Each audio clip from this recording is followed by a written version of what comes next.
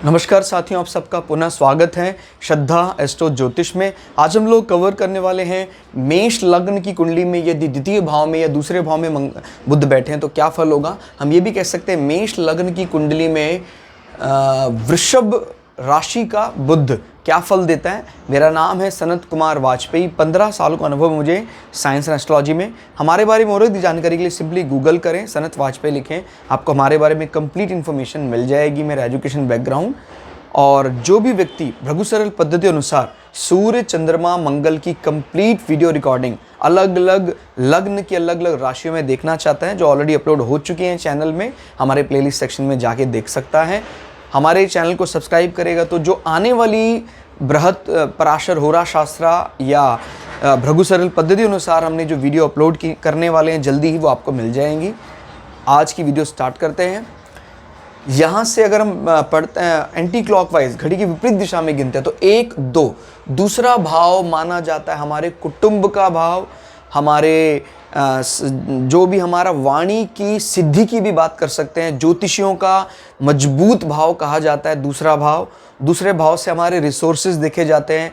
हमारी primary education, घर में हमें किस प्रकार की नैतिक शिक्षा मिली, दूसरे भाव से देखा जाता है। हमारा प्रॉमिसिंग नेचर, हमारा गला किस प्रकार का होगा, संवाद कैसा रहेगा, ये सब दूसरे भाव से देखा जाता है। दूसरा भाव मजबूत होने पर आदमी को घर में बहुत अच्छी नैतिक शिक्षा मिलती है और प्राइमरी एजुकेशन उसका बहुत अच्छा होता है। धन, एसेट्स का भाव कहा जाता है, उसको कभी रिसोर्सेज की कमी नहीं होती। किसी वस्तु का उपभोग, लग्जरी को बताना है तो दूसरे भाव से ही कनेक्ट करके देखा जाता है।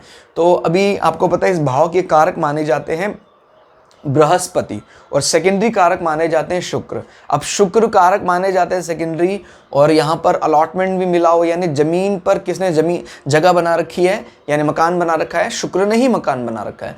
और बुध की शुक्र के साथ मैत्री है, तो बुध के पास जो है वो देने का प्रयास करता है। तो दूसरे भाव में आपका वाणी, आपको बहुत वाक चातुर्य आपका बहुत अच्छा होगा, बहुत अच्छा बातचीत करने का आपका अंदाज बहुत अच्छा होगा। जिस भी कुंडली में दूसरे भाव में बुध बैठे हुए हैं, क्योंकि अब इनको खुला एनवायरनमेंट मिल गया है, शुक्र ने पूरी तरह से फ्री कर दिया कि आपको जो मन में आ रहा है अपनी प्रॉपर्टी यहाँ देने का काम करो। और इससे मिलता जुलता ही काम यहाँ पर है, क्योंकि देखिए फॉर्मल कम्युनिकेशन की बात करता है जमा घटा गणित तो तीसरा भाव, लेकिन अगर आप बात करते हैं आपके पारलौकिक बात, इस प्रकार की कोई आपने बात बोली, इसको पूरी हो गई बात, वो सब दूसरे। तो बुध की अगर थोड़ी सी डिग्री यहाँ मैच्योर हो तो बुध यहाँ बहुत फ़ायदा दे सकता है। और अगर कम डिग्री भी है तभी भी कोई हमें डरने की ज़रूरत नहीं है। हाँ, 1 डिग्री के नीचे के लिए हम थोड़ा सा सोचते हैं कि एकदम ही शिशु अवस्था में ना हो।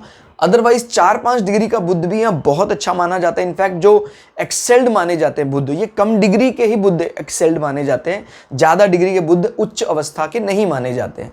क्लियर हो गया? तो बहुत अच्छा रिजल्ट देंगे। यहाँ पर आपको पता है जो इनकी कन्या राशि वहाँ एक्सेल्ड होते हैं और बहुत कम डिग्री में ही एक्सेल्ड हो जाते हैं, उच्च के आ जाते हैं।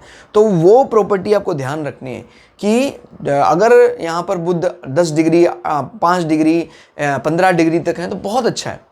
लेकिन अगर ये ज़्यादा वृद्ध हो जाएं तो भी ठीक नहीं है राजकुमार का वृद्ध होना, और एकदम ही शिशु अवस्था 0 डिग्री कुछ मिनट, तो भी वो ठीक ज़्यादा नहीं माना जा सकता।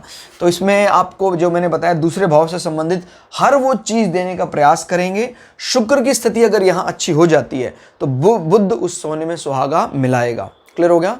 यानी 70% पावर शुक्र की स्थिति पर डिपेंड होती है और 30% पावर जिस प्लैनेट की सिटिंग है वो तय करेगा कि इस भाव की क्या परिस्थिति बनेगी। तो शुक्र दूसरा आपके फॉर्मल कम्युनिकेशन के स्वामी होकर अपने से 12 होकर बैठे। याद रखिएगा, प्राय ये कहा जाता है कि अपने से 12 व्यय भाव रिप्रेजेंट करता है, लेकिन अगर कोई प्लैनेट अच्छी अवस्था में 12 में बैठा है, अपने देख रहे हैं यहाँ से गिनते हैं 1, 2, 3, 4, 5, 6, 8, 9, 10, 11, 12, तो अपने से 12 होकर बैठा है और मित्र के भाव में बैठा है, तो आपको 12 संबंधी पॉजिटिव चीज़ों को एक्टिवेट कर देना। याद रखिएगा, 12 संबंधी पॉजिटिव चीज़ें क्या हो सकती हैं?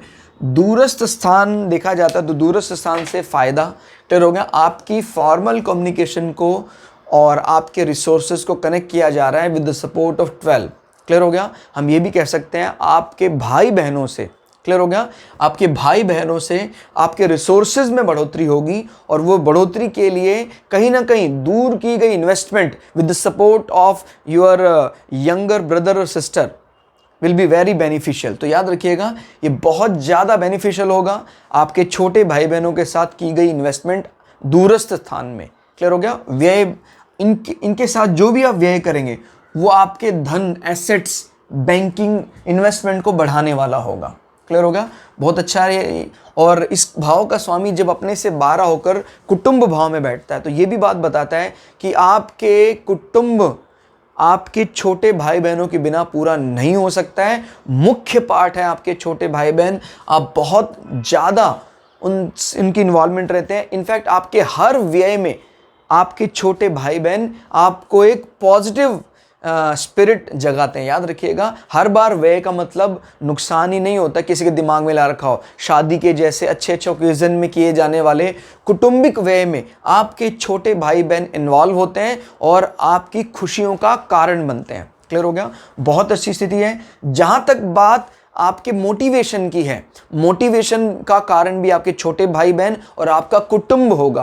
क्लियर होगा? क्योंकि आप इसको मोटिवेशन का कारक माना जाता है। मंगल इसके स्वामी है। अगर मंगल इसके स्वामी है माने स्वामी कारकत्व माना जाता है, यानी जमीन ही किसकी है? मंगल की। इस जमीन पर किसने मकान बना रखा है? बुद्ध ने मकान बना रखा। अभी बैठा कोई नहीं है तो बुद्ध के पास एक प्रकार से सारी पावर चली गई है।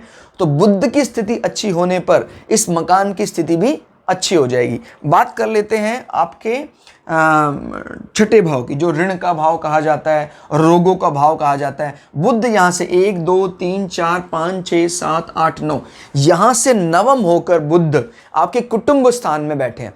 प्रायः कहा जाता है कि छठे भाव का मालिक शुभ स्थानों में नहीं बैठना चाहिए, लेकिन ये बात ध्यान रखनी है, ये बहुत ज़्यादा मैलेफिक प्लैनेट के लिए होता है, लेकिन ये स्वभाव से बेनिफिक प्लैनेट है। अगर कोई बेनिफिक प्लैनेट जो खुशियाँ देने वाला, लाभ देने वाला है, अगर वो कभी मैलेफिक यानी रौद्र रूप धारण करने का प्रयास भी करेगा तो वो भी इतना रौद्र नहीं हो पाएगा। इस कारण से इसको हम बुरा नहीं कह सकते। इनफैक्ट आपके ऋण का संबंध जब धन भाव से बनता है तो इसका मतलब ये है, अगर ये पॉजिटिवली संबंध बन रहा है, क्योंकि बुद्ध बहुत एक्साइटेड मूड में बैठा हुआ है, तो बुद्ध ये बताता है कि आपके ऋण से भी आपका धन भाव मजबूत होगा, आपके शत्रुओं से भी आपका धन भाव मजबूत होगा और आप कहीं कोई एग्रेशन नहीं दिखाने वाले हैं। आपके पोलाइटनेस से ही सारे काम हो जाएंगे। क्लियर हो गया? तो ये बात याद रखिएगा, इस भाव को हमेशा बुरी दृष्टि से नहीं देखना है। बुद्ध ने यहाँ बैठकर बुद्धिमानी से काम करने का फैसला किया, जो बहुत ही पॉजिटिव रहेगा आपके लिए। दृष्टि की बात कर लेते हैं। बुद्ध यहाँ से 7वीं दृष्टि डाल रहा है मंगल के भाव में। ये थोड़ा सा विरोधाभास है। आपकी आयु में हार्स कर रहा है, कमी कर रहा है बुद्ध, और आपको थोड़ा सा मेंटली या संकटों में बांध रहा है, क्योंकि इससे कष्ट भी होता है जीवन में। क्लियर हो गया? अगर मंगल की स्थिति खराब है तो बुद्ध उसको और ज़्यादा चुभेगा, लेकिन अगर मंगल की स्थिति बहुत मजबूत है तो ज़्यादा बॉदर करने की ज़रूरत नहीं है। इनफैक्ट एक बात और याद रखना है आपको, मंगल जैसे मैलेफिक प्लैनेट के ऊपर बुद्ध अगर कुछ बुरी दृष्टि करता भी है तो बहुत ज़्यादा प्रभाव नहीं दिखाई दे सकता है, स्पेशली तब जब बुद्ध बुरा करने के लिए कोई दृष्टि मारता है। याद रखिएगा, इन प्लैनेट का स्वभाव में बुरापन है ही नहीं। तो अगर ये बुरी दृष्टि मारते भी हैं तो इनके कष्टों से आपको ज़्यादा पीड़ा नहीं होगी। याद रखिएगा, अगर यहाँ पर कोई अगेंस्ट होकर प्लैनेट बैठता है तो वो चित्कार मचा देता है। क्लियर हो गया? चीखें निकलवा देता है। लेकिन अगर यहाँ पर कोई बेनिफिक प्लैनेट बुरी दृष्टि मारता भी है तो बेनिफिक प्लैनेट तो आपको पता है दुश्मनी में भी एक शराफत रखता है। तो वही वाली बात है कि बुद्ध ठीक है, वृश्चिक राशि का जो स्वामी है बुद्ध और मंगल की नहीं बनती, बट फिर भी बुद्ध एक दुश्मनी में भी शराफत रखेगा। इनफैक्ट आप जिस भी जातक की कुंडली है जहां बुद्ध यहाँ बैठे हैं, आप अपने ससुराल पक्ष को भी धन से मदद करेंगे, इसमें कोई दो राय नहीं है। और जब बुद्ध की नज़र यहाँ पड़ती है तो कहीं ना कहीं व्यक्ति अपनी बुद्धिमान या बुद्धि का स्तर जो है वो मोक्षा की तरफ लेकर जाता है, और ज़रूर ऐसा करना भी चाहिए। ऐसे लोगों को प्रैक्टिस करनी चाहिए अपने मोक्ष भाव के लिए, या कोई ना कोई इस प्रकार का घर पे प्रैक्टिस करनी चाहिए, मंत्र साधना करने का प्रयास करना चाहिए। यानी अगर उस एनर्जी को वहाँ मोड़ देते हैं तो बुद्ध से मिलने वाले कष्ट भी दूर हो जाते हैं। क्लियर होगा? तो कुल मिला के रिजल्ट बहुत अच्छा है। अभी ये 75 प्लस कर गया। अकेला बुध यहाँ बैठकर आपके दूसरे भाव को संभाल रहा है, आपके तीसरे भाव को संभाल रहा है, आपके छठे भाव से भी उल्टा आपको गेन दिला रहा है। क्लियर हो गया? वो बात अलग है कि जो मंगल का मोटिवेशन है, मंगल का जो नजरिया है निपटने का तीसरे भाव में, रौद्र रूप दिखाने का, वो बुध का नहीं है। लेकिन हर बार गुस्से से थोड़ी काम चलता है। अगर हम बिना गुस्सा करे ही हमारे सारे काम बन जाएं, सारे हमारी बात मान लें, तो गुस्से की आवश्यकता क्या है? गुस्सा तो कह सकते हैं कमजोर कड़ी माना जा सकता है। हमने गुस्सा किया, उसके बाद काम हुआ। एक व्यक्ति बिना गुस्से के काम कर लेता है, तो बुध तो उस शक्ति को रिप्रेजेंट करता है। क्लियर हो गया? तो इसलिए बुध की पावर को बिल्कुल भी कम नहीं आंकना है। तो ये बहुत ही अच्छा रिजल्ट रहा। तो दोस्तों आज की इस क्लास में इतना ही। कोई व्यक्ति अपनी कुंडली का पर्सनल एनालिसिस कराना चाहता है तो हमें ईमेल कर सकता है अपनी डिटेल, हमारा व्हाट्सअप नंबर, हमारा प्रोसीजर फॉलो करने के बाद हम उसकी ऑडियो कुंडली या वीडियो कुंडली उसको रिकॉर्ड करके भेज देंगे। तो दोस्तों मिलते हैं अगली क्लास में, तब तक के लिए जय श्री भृगु पराशरा, जय श्री शुक्राचार्य, नमस्कार।